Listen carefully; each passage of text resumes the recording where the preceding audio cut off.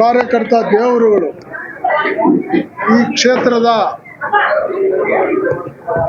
ಅಭಿಮಾನಿಗಳು ಸಾರ್ವಜನಿಕರು ನಿರಂತರವಾಗಿ ಹುಟ್ಟುಹಬ್ಬವನ್ನ ಆಚರಣೆ ಮಾಡ್ಕೊಂಡು ಬರ್ತಾ ಇದ್ದಾರೆ.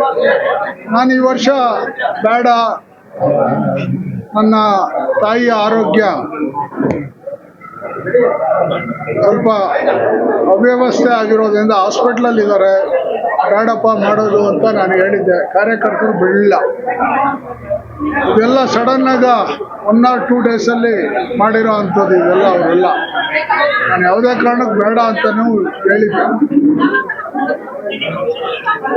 ನಮ್ಮ ಅಧ್ಯಕ್ಷರು ಮಾಜಿ, ನಮಗೆ ಮಾಜಿ ಅನ್ನಲ್ಲ, ನಾವು ಹಾಲಿ ಅಂತಾನೆ ಅಂತೀವಿ. ನಮ್ಗೆ ಅವರೇ ಅಧ್ಯಕ್ಷರು ನಾರಾಯಣವರು.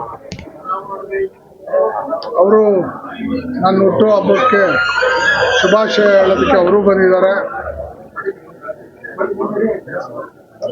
ನನ್ನ ಸುದೀರ್ಘ 50 ವರ್ಷಗಳ ರಾಜಕಾರಣದಲ್ಲಿ ಈ ಯಲಹಂಕ ಕ್ಷೇತ್ರ ಹಿಂದೆ ಇದ್ದಂಥದ್ದು ಈಗ ಬ್ಯಾಟರಾಯನಪುರ ಆಗಿದೆ.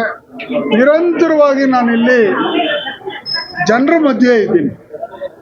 ನಾನು ಯಾವುದೇ ನಾಯಕರ ಮಧ್ಯೆ ಇಲ್ಲ.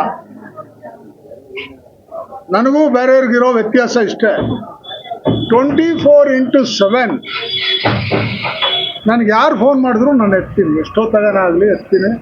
ಜನರ ಸಮಸ್ಯೆಗಳು ಇವಾಗಲೂ ನನಗೆ MLAಗ ಅಷ್ಟು ಫೋನ್ ಮಾಡ್ತಾರೋ ಇಲ್ಲ ಗೊತ್ತಿಲ್ಲ. ನನಗೆ ಪ್ರತಿಯೊಂದಕ್ಕೂ ನಾನು ಫೋನ್ ಮಾಡ್ತಾ ಇದೇ ದೊಡ್ಡ ಗುಣ ನಿಮ್ಮದು ಅಂತ ಹೇಳ್ತಾರೆ ನನಗೆ ಅನೇಕರು. ನಾವು ಬೆಳೆದು ಬಂದ ದಾರಿ ಅದು. ನಾನು ಸಂಘದ ಹಿನ್ನೆಲೆಯಲ್ಲಿ ಬಂದಿರೋ ಅಂಥದ್ದು. ಬಹುಶಃ ಪಾಪ ನಾರಾಯಣವರು ಸಂಘದ ಹಿನ್ನೆಲೆಯಲ್ಲಿ ಬೆಳೆದವರು, ಅವರೂ ಪ್ರಯತ್ನ ಮಾಡಿದ್ರು MP ಗೆ. ದುರ್ದೈವ, ರಾಜಕಾರಣದಲ್ಲಿ ನಾವು ಅಂದ್ಕೊಂಡಂಗೆ ಏನೂ ಆಗೋದಿಲ್ಲ. ಆದರೂ ನಾವೇನು ಪಕ್ಷಕ್ಕೆ ಯಾವತ್ತೂ ದ್ರೋಹ ಬಗೆಯುವಂಥ ಕೆಲಸವನ್ನ ನಾವು ಮಾಡಲೇ ಇಲ್ಲ. ನಮ್ಮ ಉಸಿರಿರೋ ತನಕ ನಾವು BJPಯಲ್ಲೇ ಕೆಲಸ ಮಾಡ್ತೀವಿ, BJPಯಲ್ಲೇ ನಾವು ಇರ್ತೀವಿ. ನಾವು ಯಾರಿಗೆ ಟಿಕೆಟ್ ಕೊಟ್ಟಾಗೂ ನಾವು ಯಾರಿಗೂ ಮೋಸ ಅಂತೂ ಮಾಡಿಲ್ಲ. ಪ್ರಾಮಾಣಿಕವಾಗಿ ಕೆಲಸ ಮಾಡಿದ್ದೀವಿ. ಇಲ್ಲ ಅಂದರೆ ಅಷ್ಟೆಲ್ಲ ಮತಗಳು ಬರ್ತಾ ಇರಲಿಲ್ಲ. ಮೊನ್ನೆ MP ಚುನಾವಣೆಯಲ್ಲೂ ಅಷ್ಟೇ, MLA ಚುನಾವಣೆಯಲ್ಲೂ ಅಷ್ಟೇ ನಾವು ಪ್ರಾಮಾಣಿಕವಾಗಿ ಕೆಲಸ ಮಾಡಿದ್ದೀವಿ. ನಮ್ಮ ಕಾರ್ಯಕರ್ತರು ಹಂಗೆ ಎಲ್ಲ. ನಮ್ಗೆ ಅನೇಕರು ಇವರೆಲ್ಲ ಅಕ್ಕಂದ್ರು, ಇವರೆಲ್ಲ ನಾನು ಯಾವಾಗಲೂ ಹೇಳ್ತೀನಿ, ನಾನು ಪ್ರತಿ ಸಭೆಯಲ್ಲೂ ಮೀಟಿಂಗಲ್ಲೂ ಹೇಳ್ತೀನಿ, ನನಗೆ ಯಾರು ದೇವರು ಅಂದರೆ ಕಾರ್ಯಕರ್ತರೇ ನನ್ನ ದೇವರು. ಅವರೇ ನನಗೆ. ಯಾಕಂದರೆ ಅವರಿದ್ದರೆ ನಾನು, ನನ್ನಿಂದ ಅವರಲ್ಲ, ಅವರಿಂದ ನಾನು, ಹಂಗೆ ನಾನು ಬೆಳೆದು ಬಂದಂಥವನು.